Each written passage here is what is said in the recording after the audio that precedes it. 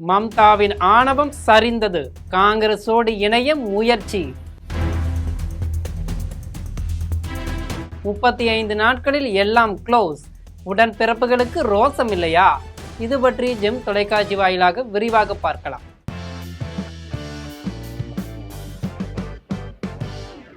சமீபத்தில் நடந்து முடிந்த சட்டமன்ற தேர்தலில் தமிழகம் மற்றும் மேற்கு வங்கத்தில் ஆட்சி மாற்றத்தை ஏற்படுத்தியது.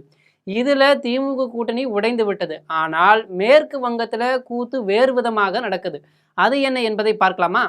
மேற்கு வங்க சட்டமன்ற தேர்தலுக்கு பிறகு முன்னாள் முதல்வர் மம்தா பானர்ஜி தலைமையிலான திரிணாமுல் காங்கிரஸ் கட்சிக்குள்ள நெருக்கடி ஏற்பட்டிருக்கு.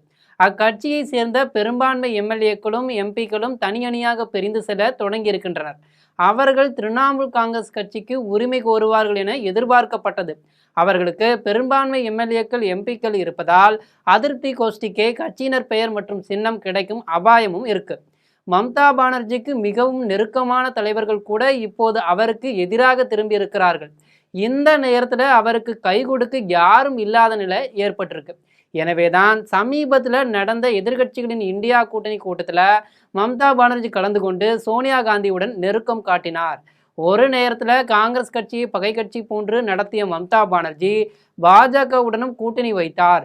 அப்படி இருந்தவருக்கு இப்போது காங்கிரஸ் துணை அவருக்கு தேவையாக இருக்கிறது என்று காங்கிரஸ் தலைவர்கள் சிலர் சொல்கின்றனர்.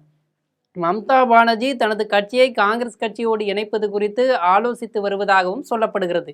இது குறித்து மம்தா பானர்ஜியின் உறவினரான அபிஷேக் பானர்ஜி ஜூன் 10 அன்று டெல்லியில் ராகுல் காந்தியை சந்தித்து 1 மணி நேரத்திற்கு மேலாக பேச்சுவார்த்தை நடத்தியிருக்கிறார் என்ற தகவலும் பரவுகிறது.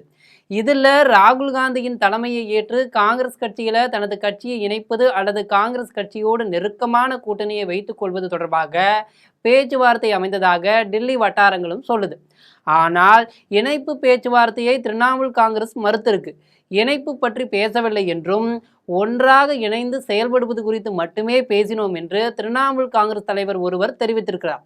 இது குறித்து காங்கிரஸ் செய்தி தொடர்பாளர் ஜெயராம் ரமேஷ் வெளியிட்டுள்ள எக்ஸ்தல பதிவில் சோனியா மற்றும் மம்தா இடையேயான சந்திப்பில் என்ன நடந்ததாக கூறப்படும் செய்திகள் முற்றிலும் தவறானவை.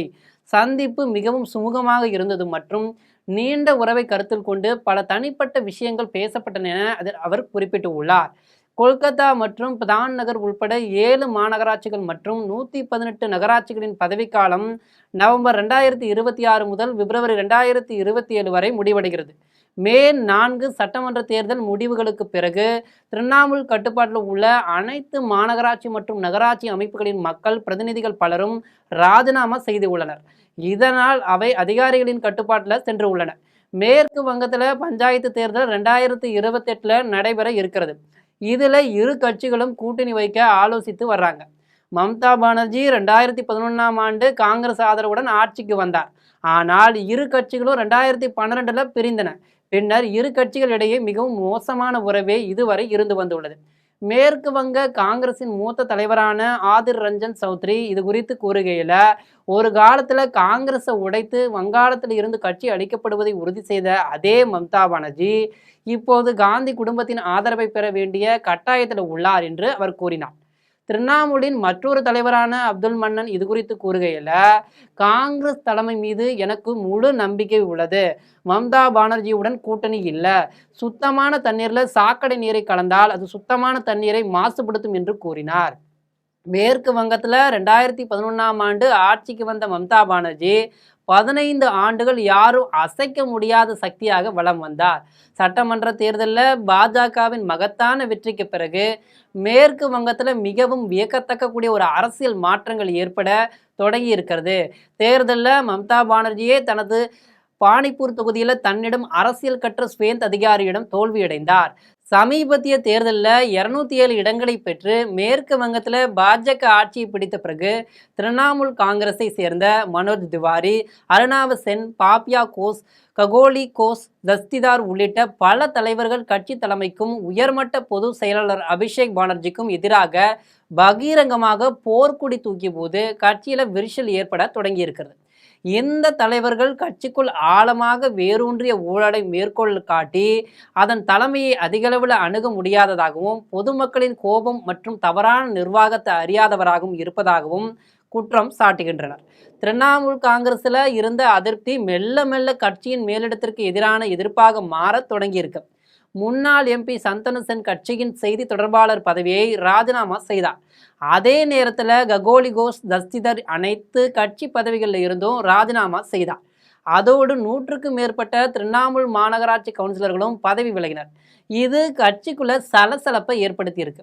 அதோடு கடந்த மே 30ஆம் தேதி மம்தா பானர்ஜி இல்லத்துல நடைபெற்ற கூட்டத்தில் அதன் 80 எம்எல்ஏக்கள்ல 60 பேர் கலந்து கொள்ளவில்லை. இதையடுத்து கட்சிக்கு எதிரான நடவடிக்கைகளில் ஈடுபட்டதாக கூறி ஜூன் 2ஆம் தேதி எம்எல்ஏக்கள் ரிதபிரதா பானர்ஜி மற்றும் சந்தீபன் சகா ஆகியோரை கட்சியிலிருந்து நீக்கப்பட்ட போது திரிணாமுல் காங்கிரஸ்ல மேலும் நெருக்கடி ஏற்பட்டிருக்கு. அதோடு அக்கட்சியின் 80 எம்எல்ஏக்கள்ல 58 பேர் ரிதபிரதா பானர்ஜியை எதிர்க்கட்சி தலைவராக ஆதரித்து சட்டமன்ற சபாநாயகரிடம் கடிதம் அளித்த போது மம்தா பானர்ஜிக்கு மிகப்பெரிய அடியாக கருதப்பட்டது. சபாநாயகரும் அக்கோரிக்கையை ஏற்று ரிதபிரதாவை எதிர்க்கட்சி தலைவராக அங்கீகரித்தார். இதனால் தனது கட்சி எம்எல்ஏக்களின் கட்டுப்பாட்டை மம்தா பானர்ஜி இழந்தார். மேற்கு வங்கத்தை 15 ஆண்டுகளாக முழு கட்டுப்பாட்டுடன் ஆட்சி செய்த மம்தா பானர்ஜி வெறும் 35 நாட்களில் ஒட்டுமொத்த அதிகாரம் கட்சியின் அனைத்தையும் இழந்துள்ளார்.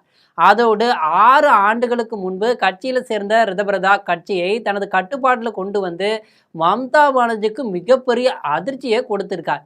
இப்போது மம்தாவும் எதை தின்னா பித்தம் தெரியும் என்ற நிலைக்கு தள்ளப்பட்டு உள்ளார். இந்த விஷயத்துல ஸ்டாலின் பாராட்டலாம் தான்.